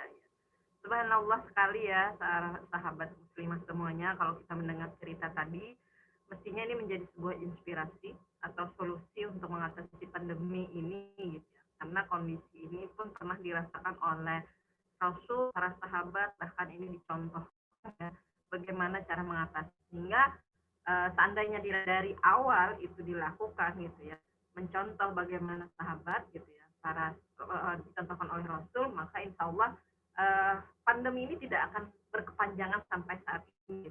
Ya minimal mungkin hanya satu wilayah, sehingga tidak akan sulit gitu ya bagi kita untuk mengatasi. Tapi sekarang secara global ya akan sangat sulit gitu ya, bukan berarti akan sangat sulit dan pasti akan lama gitu, dengan butuh biaya yang sangat banyak ketika untuk mengatasi masalah ini. Nah, baik Mas sahabat semua, insya Allah kita semakin paham gitu ya bagaimana kita harus menyikapi gitu keadaan atau kondisi kita saat ini gitu ya. Nah, mungkin sahabat muslimah semua juga ingin bertanya nih ya, sudah tidak sabar untuk bertanya gitu ya, untuk bagaimana sih gitu ya kita dalam hal ini gitu ya mengatasi kondisi kita saat ini misalnya. Jadi kami memberikan kesempatan nih kepada sahabat muslimah semua, kalau ingin bertanya terkait tema kita kali ini atau sharing pengalaman, sahabat muslimah sekalian bisa menekan tanda nomor di bawah untuk menchat, atau mau langsung bertanya, dipersilahkan. Sebutkan saja nama dan asalnya. Oh ya, ini saja sudah masuk pertanyaan dari Mbak Ade Irma Suryani. Beliau nih Ustazah ya. Assalamualaikum, saya Ibu Irma mau bertanya, apakah pemberian vaksin ini akan menjamin tidak akan tertular kembali ketika terkena COVID-19? Dan mengapa kita memakai vaksin Sinovac sedangkan negara pembuat tidak menggunakan vaksin tersebut? Nah, mengapa otoritas tidak merekomendasikan vaksin merah putih yang memang diuji dari ada di Indonesia? Terima kasih, ternyata pertanyaannya begitu panjang. Ini bisa dijawab oleh Mbak Jitna, silahkan, atau Mus'ab, atau Ya, silahkan. Siapa dulu deh, silahkan. Siapa duluan? Ya, saya dulu, nanti bisa ditambahkan oleh yang lainnya. Jadi tadi ada 3 ya, nanti diingatkan Bunda pertanyaannya. Saya jawab yang pertama dulu, pertanyaan pertama dulu. Jadi apakah pemberian vaksin ini akan menjamin tidak akan tertular begitu ya, tidak akan tertular kembali ketika terkena virus COVID-19 ya. Jadi sekali lagi ya, tadi vaksin yang ada saat ini itu tidak didesain untuk mencegah terjadinya penularan ya. Jadi infeksi itu masih bisa terjadi. Nah, tetapi ketika terinfeksi itu nanti diharapkan akan menurunkan resiko terjadinya gejala. Nah, makanya ini Bunda, makanya di Indonesia ini yang pertama kali divaksin itu adalah para tenaga kesehatan. Karena para tenaga kesehatan inilah yang nantinya akan yang berhadapan langsung sehari-hari berkumpul dengan virus begitu ya, yang bisa dikatakan menjadi garda terdepan ya gitu ya dalam melawan COVID gitu ya. Nah, jangan sampai kematian nakes itu bertambah terus. Nah, maka harapannya mereka bisa tervaksinasi. Nah, sehingga dalam pelayanannya tidak sampai jatuh sakit dan sebagainya. Nah, apalagi kalau sampai meninggal, aduh tambah habis begitu tenaga kesehatan, siapa nanti yang merawat kita begitu. Nah, setelah divaksin begitu ya, apakah masih bisa tertular lagi begitu ya? Ya bisa jadi. Jadi bisa jadi dapat tertular lagi. Nah, harapannya jika kena lagi itu tidak parah ya, tidak berat. Nah, meskipun kita tidak tahu juga berapa lama proteksi yang dihasilkan oleh vaksin COVID tadi. Nah, dari uji klinis kita masih pantau ya. Nanti kan akan dipantau 4 sampai 5 bulan ya, 4 sampai 5 bulan setelah divaksinasi. Makanya kalau dalam istilah kevaksinasi ada yang namanya PVS ya, post vaccination surveillance. Jadi untuk memantau hasil dari vaksin, apakah nanti ada muncul klaster-klaster baru dan sebagainya. Nah, vaksin ini itu logikanya gini lah, gampangannya Bu Irma ya tadi ya, vaksin itu logikanya itu kayak main game. Jadi kayak main game. Meskipun saya nggak pernah main game, tapi paling tidak saya tahu main game itu seperti apa. Jadi vaksin itu seperti memberi kita tambahan nyawa lah istilahnya. Kalau main game kan begitu ya. Jadi tanpa vaksin, nah itu hanya punya 1 nyawa. Nah, tapi kalau dengan vaksin, nah ini kan sudah diteliti ya dengan tingkat efikasi Sinovac itu 65,3%, itu kurang lebih punya tambahan 3 nyawa. Nah, kalau Pfizer ini jauh lebih di atas Sinovac ya tingkat efikasinya. Jadi sekitar 90% ya. Jadi kalau Sinovac kan 65,3%. Kalau Pfizer itu sampai 90%. Jadi misalnya kalau ini kan kurang lebih punya 20 nyawa. Nah, tetapi intinya jika punya 20 nyawa pun ya kalau disuntik Pfizer. Nah, jika ketika main gamenya sembarangan, acak-acakan, ya game overnya akan cepat. Maksudnya akan mati. Kalau main gamenya tadi acak-acakan. Nah, bukan berarti kalau 20 nyawa itu pasti menang, belum tentu begitu ya.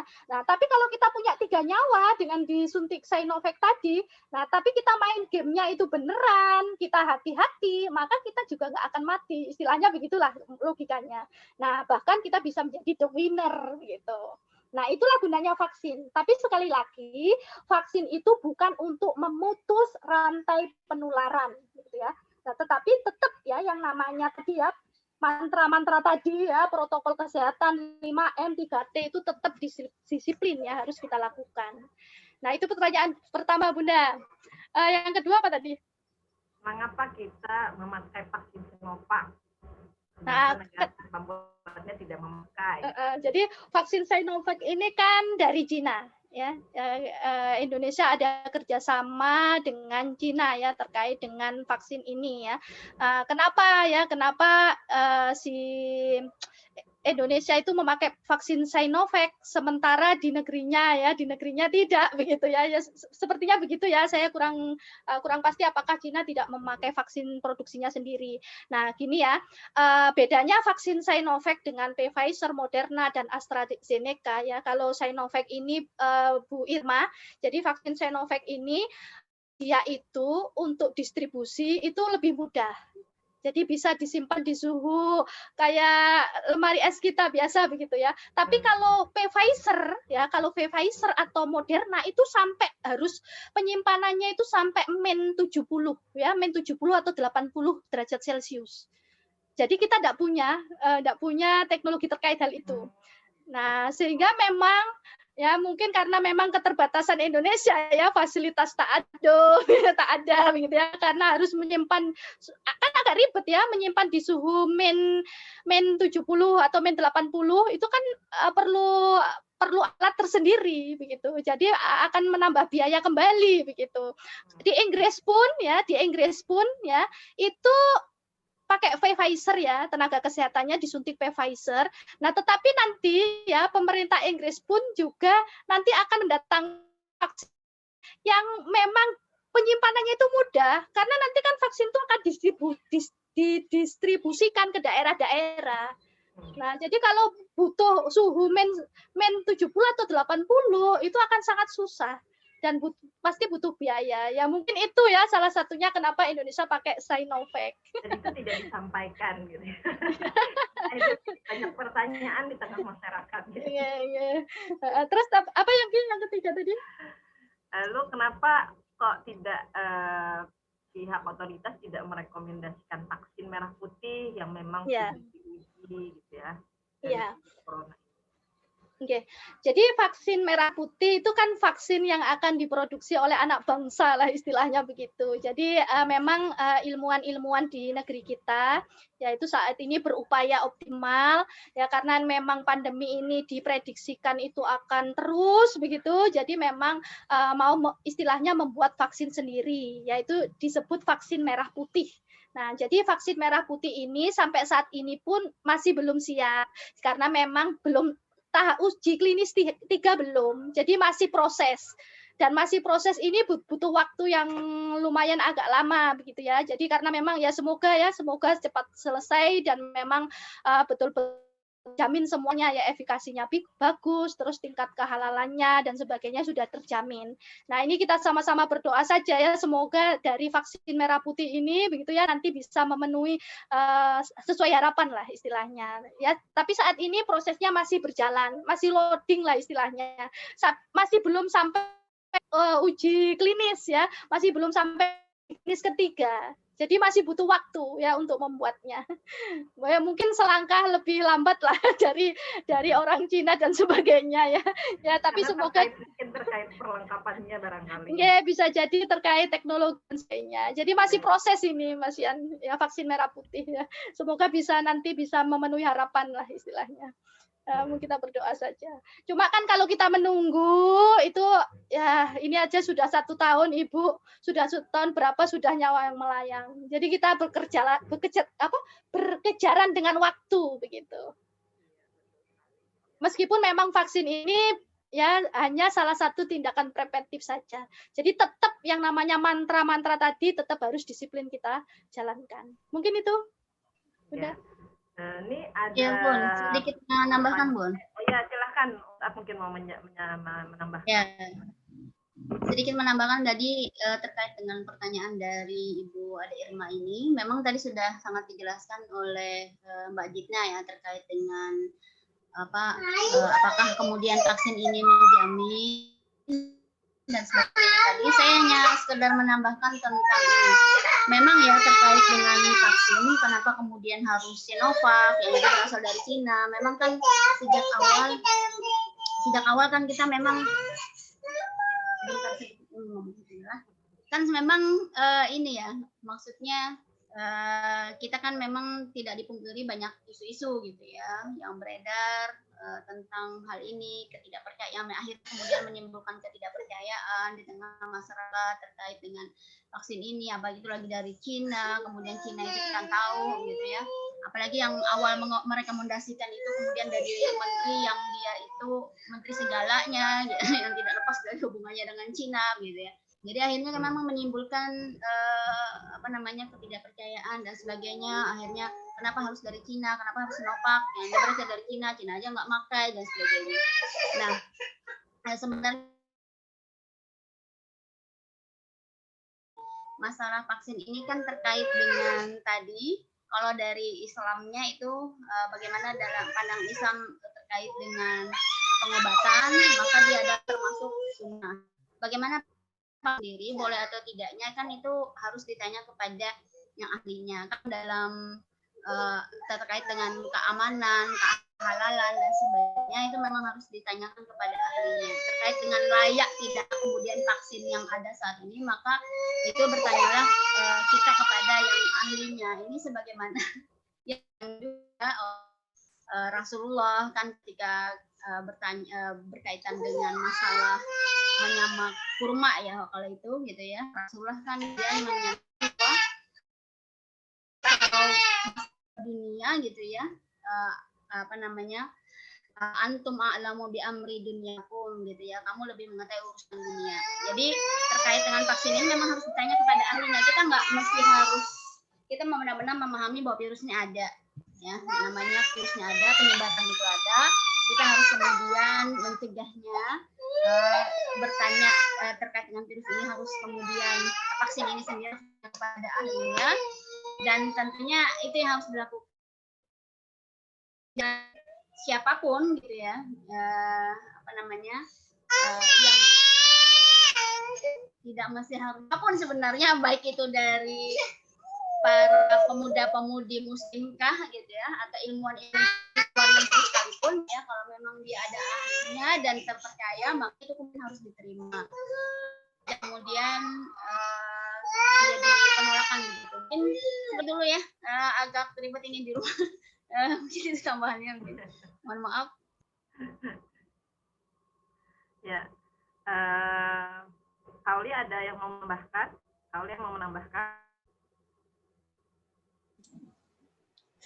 Nambahin apa ya? Karena cukup banyak banget ya informasi yang saya dapatkan dari Mbak Zita dan Ummu Musab tadi, bahwa ya ini cukup menyadarkan saya sih Mbak, bahwa ternyata vaksin ini harus kita cari tahu lagi sih lebih mendalam terkait tentang vaksin itu, dan memang perlu pendetailan lebih lagi ya terkait tentang vaksin ini. Dan seperti yang Mbak Zita bilang, bahwa selain vaksin kita juga harus mengandalkan mantra-mantra tadi, karena kan terkadang banyak orang yang masih meremehkan tentang menjaga jarak, pakai masker dan segala macam ya, sehingga mengatakan bahwa udah ada vaksinnya jadi aku aman aja gitu. Padahal ternyata kan yang paling manjur itu kan kalau kita menjaga jarak, pakai masker ya Mbak ya, pakai mantra-mantra tadi, itu sebenarnya ibaratnya apa ya, tindakan yang lebih manjur ketimbang menggunakan, walaupun vaksin itu juga salah satu yang baik juga gitu bahasanya, tapi harus diiringi dengan menggunakan masker dan segala macam. Itu sih yang Aulia dapetin dari penjabaran yang sangat luar biasa yang Aulia dapat dari Mbak Zitna dan Ummu Musab.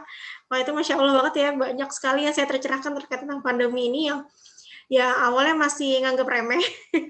Jujur saya termasuk orang yang nganggap remeh, ngerasa bahwa ada nggak sih sebenarnya, karena bukannya kita bilang bahwa COVID ini pura-pura ya, kan nggak ada yang pura-pura, orang ada yang meninggal kok, maksudnya gitu. Tapi kan karena nggak kelihatan gitu loh, jadi kayak ragu-ragu gitu. Tapi setelah mendapat informasi mendalam bahwa oke, berarti kita harus juga menjaga diri kita, menggunakan protokol kesehatan, dan selain kita menjaga diri kita juga kita menjaga jarak agar tidak kita jadi orang yang memutuskan rantai. Jadi jangan sampai jadi penyebar itu, saking remehinnya tadi ya, karena tidak boleh meremehkan.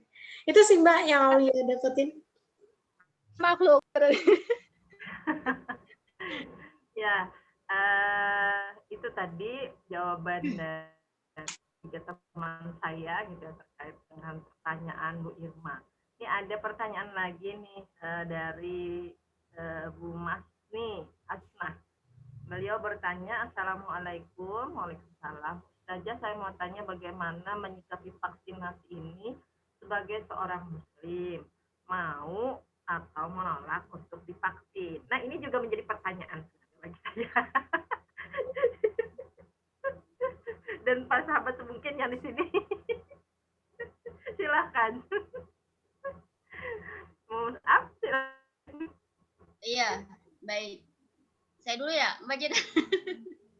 Baik, bagaimana menyikapi vaksinasi sebagai seorang muslim, mau atau menolak vaksin? Nah, ini tadi kan sebenarnya sudah direntetkan penjelasannya sejak awal sampai saat ini. Tapi saya ingin mengutip sebuah hadis gitu ya. terkait haramnya daror dan daror ya, yang menyebabkan bahaya baik bagi diri sendiri maupun orang lain. Nah, dalam hadis ini kan diriwayatkan dari Abu Sa'id bin Malik yang mengatakan bahwa Rasulullah SAW pernah bersabda, tidak ada bahaya dan membahayakan orang lain, ya. La dararu wala diraran, ya, tidak boleh ada bahaya dan membahayakan orang. Sebenarnya begini runtutannya ya. Islam itu sebenarnya mendorong untuk mengurangkan yang namanya bahaya dan dilarang memberikan bahaya pada orang lain. Nah, bahaya ini bisa diberikan pada bahaya bisa pada badan, harta, anak, hewan. Nah, kemudian hadis ini tadi berisi kaidah